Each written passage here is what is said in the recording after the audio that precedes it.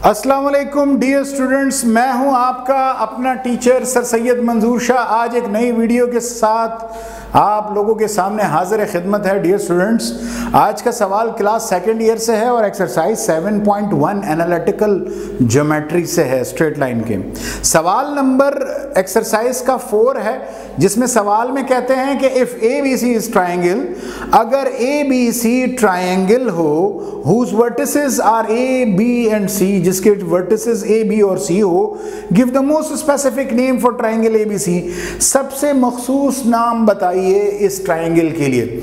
Dear students, एक rough सी diagram आपके सामने पेश कर देता हूं ट्राइंगल ए बी सी के, उसकी जो वर्टिसेस है उसको भी प्लॉट कर दिया। सवाल में वो ये कहता है कि ए बी सी वर्टिसेस है ट्राइंगल के, आप हमें ये बताइए कि इसका ये कौन से टाइप का ट्राइंगल है, तो नाम बताना है उस टाइप ट्राइंगल का। तो डियर स्टूडेंट, सबसे पहले हम क्या करेंगे कि फर्ज करें हमारे पास ये जो ट्राइंगल है उसके वर्टिसेस ए बी सी हो। सपोज करें कि हमारे पास जो साइड ए बी है उसका जो डिस्टेंस है उसको हम D1 से तसव्वुर फरमाते हैं, और इसी तरह साइड BC जो है उसका जो डिस्टेंस है उसको D2 कहते हैं, और इसी तरह साइड AC के डिस्टेंस को हम रिप्रेजेंट कर देते हैं D3 से। आपके पास स्क्रीन पे भी आ रहा है। नाउ डियर स्टूडेंट्स, अब हमने जो मालूम करना है कि फाइंड द टाइप और नेम ऑफ ट्राइंगल। नाम ट्राइंगल देना है और या टाइप बताना है। तो डियर स्टूडेंट्स, जो अवेलेबल डाटा है उसके लिहाज से हम इस ट्रायंगल के तीनों साइड्स को का डिस्टेंस मालूम करेंगे। इन तीनों साइड्स के डिस्टेंस को मालूम करने के बाद फिर हम ये बताएंगे कि ये कौन सी टाइप का ट्रायंगल या ट्रायंगल का नाम क्या है। तो उसके लिए डियर स्टूडेंट, सबसे पहले हम क्या करेंगे, डिस्टेंस का फॉर्मूला इस्तेमाल करेंगे। D is equal to under root x2 minus x1 whole square plus y2 minus y1 whole square है। Now dear students, side A B मालूम कर रहे हैं, तो डियर स्टूडेंट्स A से स्टार्ट हो रहा है और B तक साइड जा रहा है। जहां से स्टार्टिंग पॉइंट है वो x1 और y1 हो जाएगा, और जहां एंडिंग हो रही है साइड की वो x2 y2 हो जाएगी। नाउ डियर स्टूडेंट्स, अब पुट करेंगे डिस्टेंस फॉर्मूले में। तो डियर स्टूडेंट्स, x2 मेरे पास 2 है, जबकि हमारे पास माइनस फॉर्मूले का, और x1 मेरे पास -3 है। नाउ डियर स्टूडेंट्स, प्लस उसके बाद y2 जो है वो मेरे पास 6 है, जबकि y1 जो है वो 3 है, देन होल स्क्वायर। उसके बाद डियर स्टूडेंट्स, नेक्स्ट स्टेप में हम क्या करेंगे कि ऊपर जो स्टेप है जिसमें -3 से मल्टीप्लाई हो रहा है, तो minus multiply by minus plus हो जाएगा, +3 होल स्क्वायर। 6 - 3 जो है वो हमारे पास 3 होल स्क्वायर आ जाएगा। Now dear students, A B का जो डिस्टेंस है वो हमारे पास अंडर रूट क्या आ जाएगा, 5 होल स्क्वायर। 3 का स्क्वायर हमारे पास 9 आ जाएगा।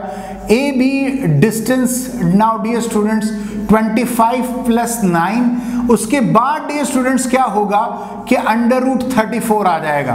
क्या आ जाएगा, अंडर रूट 34 ए बी का डिस्टेंस आएगा, जो कि हमारे पास क्या है कि D1 का जो डिस्टेंस है ए बी का, जिसको हमने रिप्रेजेंट किया था, वो हमारे पास क्या है, अंडर रूट 34। साथ में यूनिट्स लगा दिया, क्योंकि लेंथ डिस्टेंस हमारे पास क्या होता है, उसका कोई ना कोई यूनिट होता है। तो डियर स्टूडेंट्स, हमने क्या किया, अंडर रूट 34 हमारे पास आ गया। अब हम क्या करेंगे, उसके बाद जो सेकंड साइड है BC उसका डिस्टेंस मालूम करेंगे।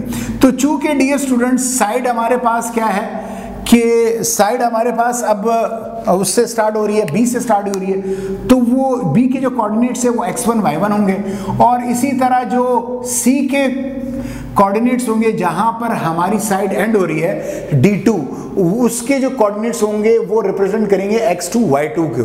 नाउ डियर स्टूडेंट्स, फॉर्मूले में हमने पुट कर दिया। फॉर्मूला हमारे पास आपके पास आ रहा है जैसे कि स्क्रीन पर। नाउ डियर स्टूडेंट्स, अब x2 हमारे पास क्या है, 3 है माइनस, और x1 हमारे पास क्या है, 2 है, देन होल स्क्वायर। उसके बाद y2 हमारे पास 0 है माइनस, और फॉर्मूले का माइनस आ गया, और साथ में हमारे पास जो y1 है वो 6 है। नाउ डियर स्टूडेंट्स, BC का जो डिस्टेंस होगा 3 - 2 1 बन जाएगा whole square, 0 minus six whole square हो जाएगा।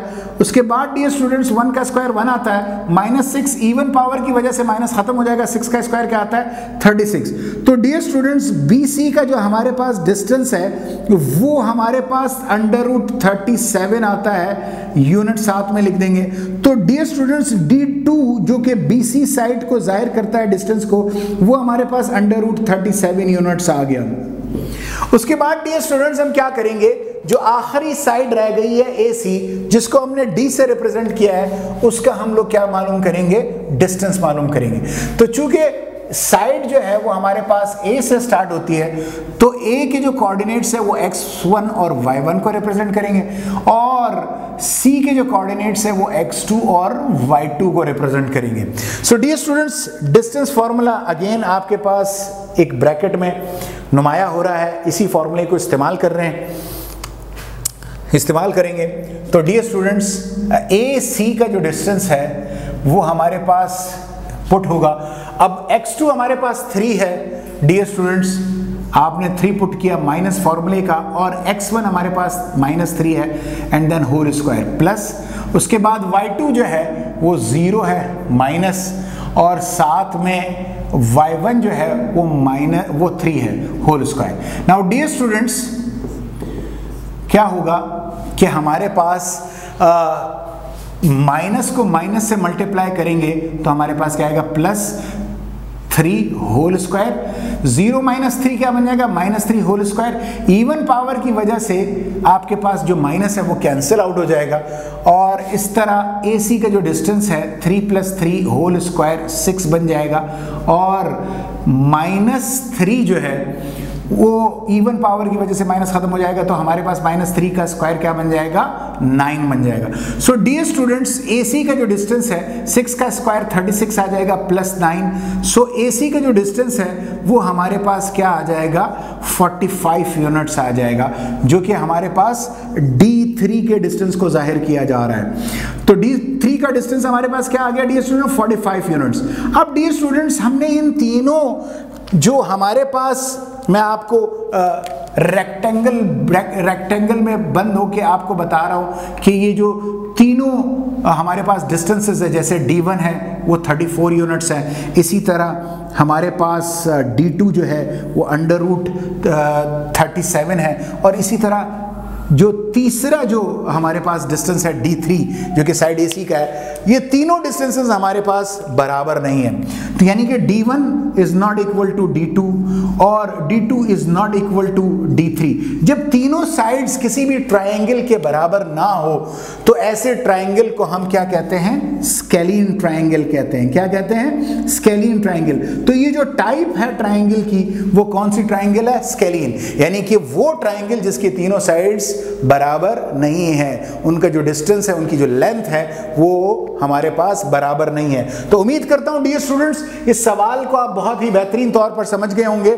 इस किस्म की मजीद वीडियोस को देखने के लिए और हमारे विजुअल काम से मुतमईन अगर आप हैं तो जरूर कमेंट कीजिए और हमारी हौसला अफजाई कीजिए और हमारे वीडियो को शेयर, लाइक और सब्सक्राइब कीजिए। अस्सलामु अलैकुम वरहमतुल्लाहि वबरकातुहू।